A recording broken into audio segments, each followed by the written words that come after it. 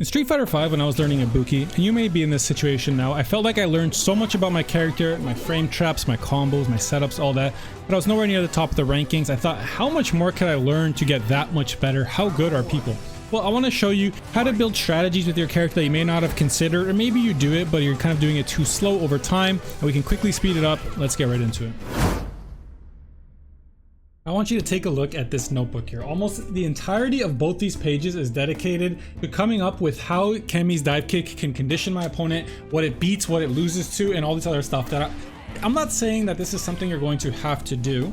You don't got to become a giant nerd and write all this out in a notebook. Maybe that helps you. Maybe this is something you can just consider going forward. But I promise you, the best players of their characters know these kinds of things about each and every move they use.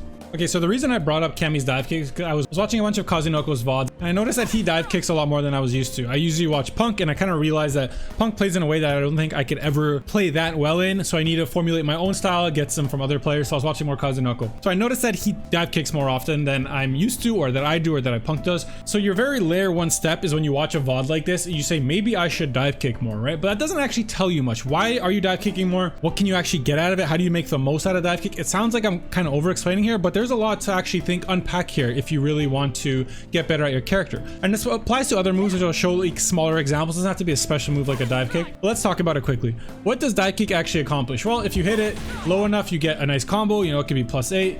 Even if you get somebody to block it, you can make it plus on block, which kind of lets you start your offense. And you can use it to punish counter lows, which will give you a full combo. Right, so this is pretty much how most people will think of a move like Kami's dive kick, or a lot of the moves that they use in neutral. But as I'm sure you already know, Street Fighter is a game where everything you ever do will have counterplay. So to actually get the most out of your move, you should already know what the counterplay to the move is, and then your kind of next step to either stop your opponent from thinking they can use that counterplay or beating it yourself. A very, very basic example that I'm sure everyone on the planet knows.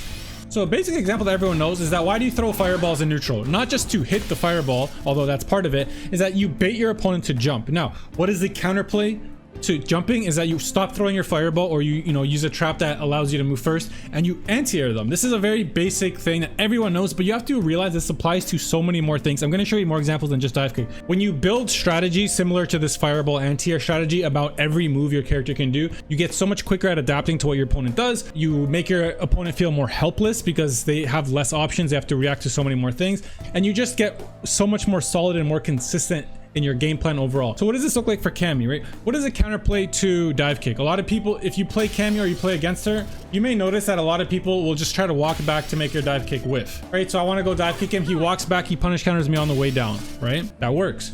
Another thing you might notice is that some people are good at DPing it very, very quickly, right? This is not an easy thing to react to in DP. It's 34 frames total. You have to input your DP during it, right? Like by the time you realize it's coming out, she might already be on top of you. If you didn't input your DP, you kind of have to be preemptive. If someone wants to DP me or walk back, how do I adjust my gameplay as Kami to already make up for this? So we're kind of going down a cycle here. So what do? Let's say I notice someone likes to walk back a lot in neutral. I'll walk forward and I'll crouching medium kick more, right? This is something else I noticed Kazunoko does a lot. This is something I noticed Moke does a lot with Chun-Li. They walk forward a lot and they just crouch medium kick. This seems like another basic, very basic thing that people will do at higher levels, at mid levels, but unless you kind of have a plan formulated around it about what that tells your opponent they are and they aren't allowed to do, you're not actually making the most out of it, right? Let's say I've done this twice in a row in the first round of a game of Street Fighter, right? And the third time I do it, I notice my opponent walked back. The next time I'm at a range where I like to dive kick, I should already know in my head my opponent's answer to my dive kick is them walking back a lot, or I notice they're buffering DP. If someone's at this range against me buffering DP, they don't have enough time to block this, right? Like if you're sitting here doing this with your inputs and I do this really quickly, you do not have enough time to, block that medium kick. So when we're kind of cycling our options here, I've told my opponent I like to dive kick and they need to make a response or else I will get free plus frames or combos on hit. Their response that they showed me is either they're going to sit here and buffer a DP or they're going to walk back. Both of these things leads to me quickly running forward with my walk speed and doing a crouch medium kick, right? Hitting them low. When I do this enough times, I walk forward, crouch medium kick, or I just walk forward in general. Now I'm forcing my opponent to preemptively stop me from walking forward, or at least blocking my crouch medium kick, right? And in either case, I can go back to dive kicking, or better yet, if they're if they're trying to stop me from walking forward. So let's say that I'm walking forward a lot and now they notice it. They might start doing preemptive crouch medium kicks to stuff me out, right? How do I beat this? Well, we can go back to dive kicks. We get punish counters, or we can start baiting them with walking forward, walking back with punishing, right? So just based on the fact of my layer 1, I want to dive kick more. I've created this entire strategy around it, right? If my dive kicks are successful, I'm plus on block, or I'm getting hits, well, then I'll probably keep doing it. If my opponent has adapted to me in a certain way, either in this case, the two main ones are walking back or buffering DPs in neutral, kind of looking out for them, well, I already have my next step to that answer, right?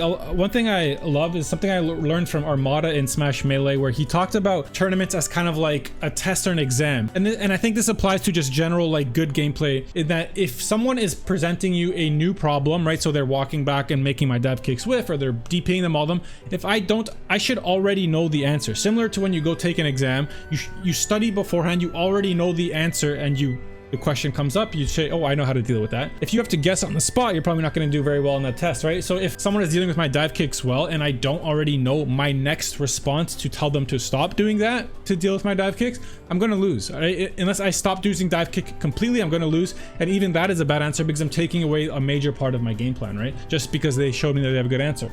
I have to show them that their answer is not absolute. I can force them to stop walking back by doing this. I can force them to stop DPing by even doing this, if they're buffering it early. And I've created this whole cycle of, what does my dive kick do well? What does it force my opponent to do? How do I stop my opponent from doing that? How do I hit them for free if they try to do that? And one of the answers is going back to dive kick, right? So my layer 1 of dive kick also ended up being like my layer 5 of dive kick, because it started beating one of their responses, which was to preemptively try to stop me from walking forward, right? All of these things are like different neutral interactions. If you think about it, if you watch a replay of Kazunoko, you might say, sometimes he dive kicks, sometimes he walks forward medium kick, sometimes he walks forward, tries to make you whiff. And these seem like all completely separate neutral interactions, but they come together so well. And if you're very well versed at like just this one strategy of dive kick, you adapt to your opponent faster, right? You don't get punished by your dive kick and think, oh, like I misspaced my dive kick or anything. You immediately catch on, this guy likes to walk back to make me whiff dive kicks. This guy likes to buffer DPs very early.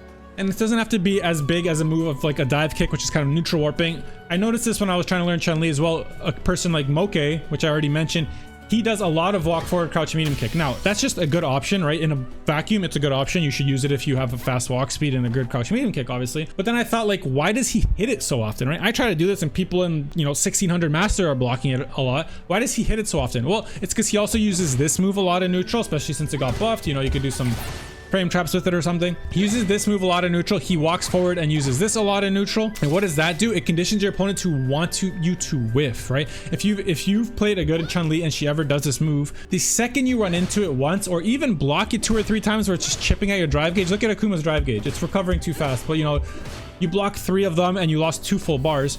What is your immediate response to that as the Akuma player? If you fought a Chun-Li, I'm gonna make that move whiff and try to kill her, right? So Moke realizes that, just pressing this button once or twice will make his opponents want to make it whiff. So what does he do next time in a situation where he would press his heavy punch and his opponent likely thinks he would press his heavy punch? Instead, he walks forward a bit extra and does this, because his opponent's walking back trying to make him whiff it, right? I also just wanted to mention at the end here that this isn't something that, you could plan out, you could write in my notebook like I did, and all of a sudden you're going to start adapting on the fly and beating everyone. Like, it takes time to get used to it. And you might even ask, like, I'm sure players like Punk and Kazunoko who are good at doing all these things have never had to write out in my notebook. Why should I? I mean, you literally don't, but it's something you should consider. Like, maybe you're not thinking about this in depth when you're playing the game, right?